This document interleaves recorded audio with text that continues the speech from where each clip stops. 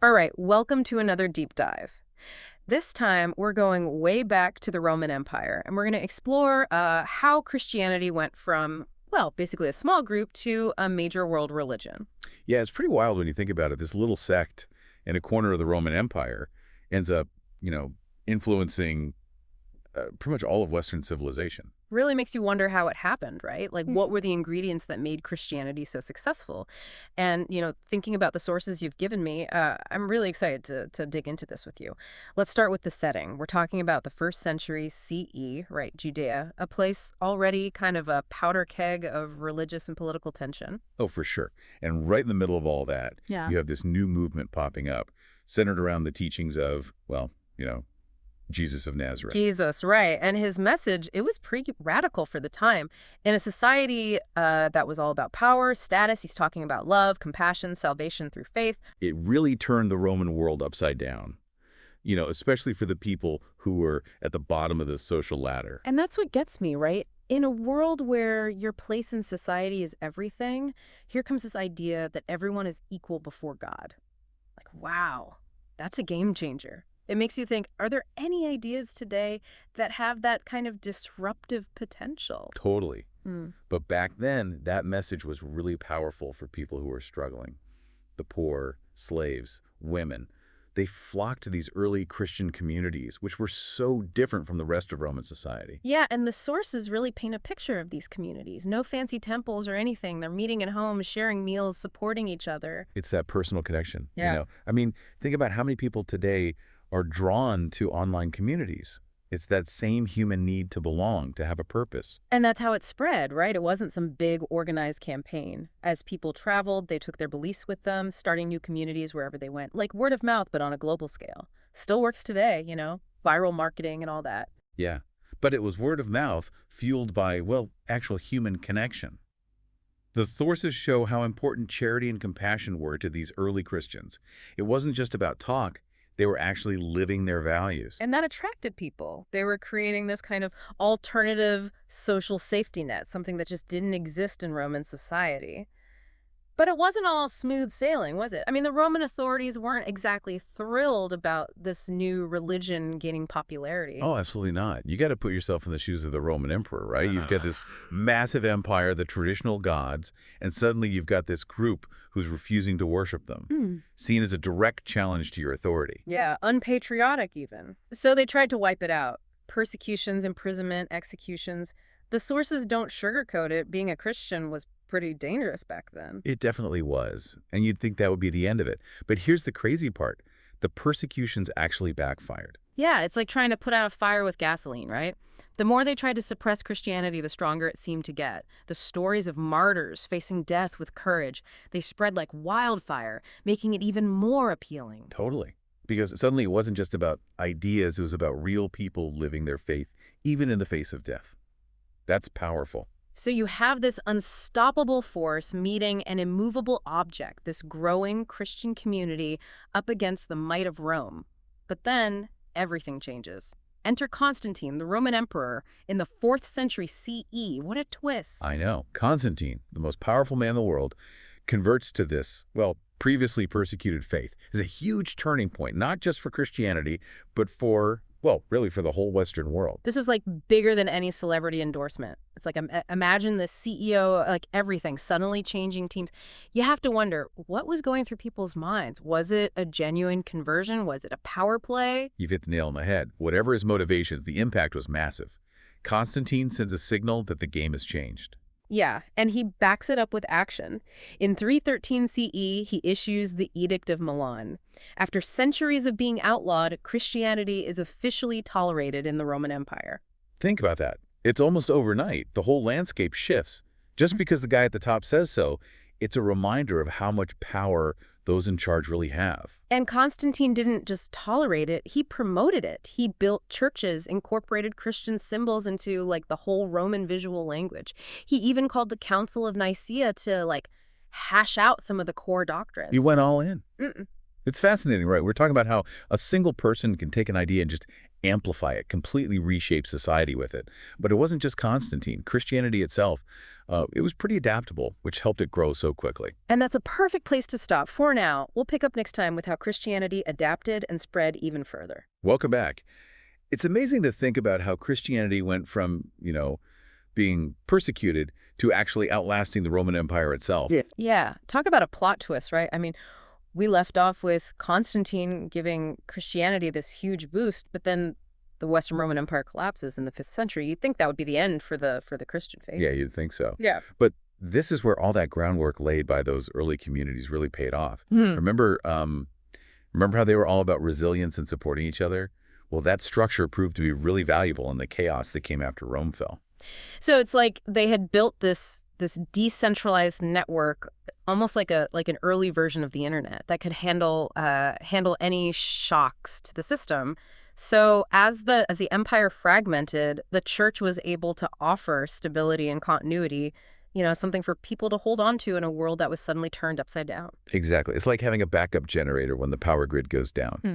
People were looking for some kind of guidance, some kind of comfort in all that uncertainty, and the church, with its message of hope and its established network, was able to provide that.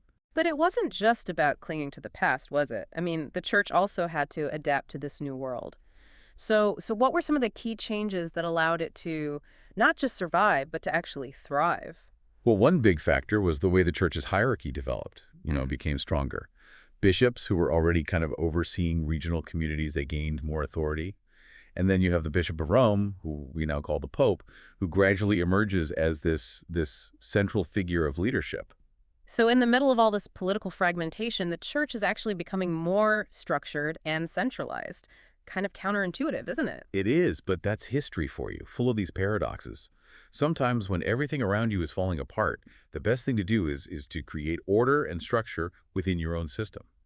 This hierarchy that developed, well, it helped unify Christian communities across these vast distances. And it provided that much-needed stability. Like how companies today restructure or centralize during a crisis. It's about finding the right balance between your core values and the need to adapt to the new situation.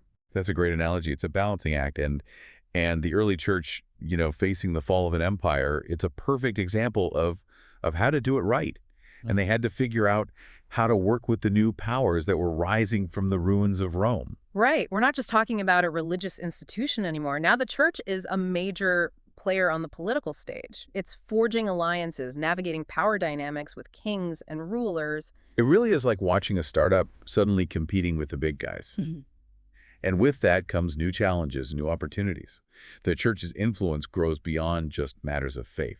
Now they're involved in education, law, social welfare. They're literally shaping the world around them. It makes you wonder what allowed them to keep that influence for so long. I mean, the world had changed so much. Was it just faith, or was there something more to it? Faith was definitely a big part of it. But don't underestimate the power of the church to understand what people need. That need for meaning and connection. In a world that had lost the stability of the Roman Empire, people were looking for something to believe in, something that would give them a sense of belonging. And the church was able to offer all of that. Going back to what we were talking about before, that draw of community, that feeling of belonging, that's something people need no matter what time period they're in, especially when times are tough. Absolutely. Mhm. The church, with its focus on community, its rituals, its message of hope, it was like an anchor in a world that felt like it was constantly changing. But they weren't just providing spiritual comfort, right? The sources show how the church had this very practical role in people's lives as well. Yeah, for sure. They provided education, healthcare, support for those in need. Think about monasteries and how important they were in preserving knowledge, not just religious texts, but works of philosophy, science, history. They were saving the intellectual heritage of the ancient world. They were like these accidental librarians curating this knowledge that would eventually lead to the Renaissance. It's crazy to think about the ripple effects, how their actions had consequences that stretched so far beyond their own time. Totally. They were changing the future without even realizing Wow. it. And in our next segment, we're going to explore those ripple effects.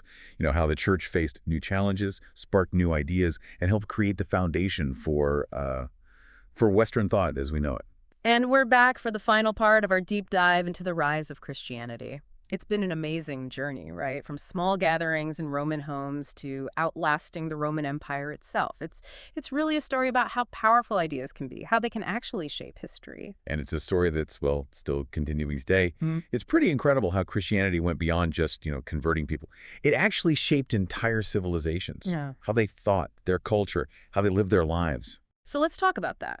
As the church gained more structure, more influence, how did it affect the world around it? We're talking about a time when, the Roman world was fading away and something new was being born. So what role did the church play in all of that? Well, one of the biggest impacts was in education. As Roman institutions crumbled, the church kind of stepped in. They preserved and spread knowledge. Monasteries became these centers of learning. I mean, they were copying and saving all these ancient texts. It's like they accidentally became the guardians of history, right? Like imagine if they hadn't done that. What would we even know about the past? That's a wild thought, for sure. But they didn't just copy scrolls. Thinkers like Augustine of Hippo, who was like a rock star of Christian theology, he was grappling with these huge philosophical questions, mixing classic ideas with Christian beliefs. And his work, well, it still affects how we see the world today. It's like they were building like the mental framework for Western thought. It makes you wonder, how we deal with new technologies today, new ideas. Are we really coming up with new ways of thinking, or are we just kind of tweaking old systems? It's something those early Christian thinkers probably thought about too, right? Oh, absolutely. Trying to make sense of the world, to figure out what it all means, that's something people have always done.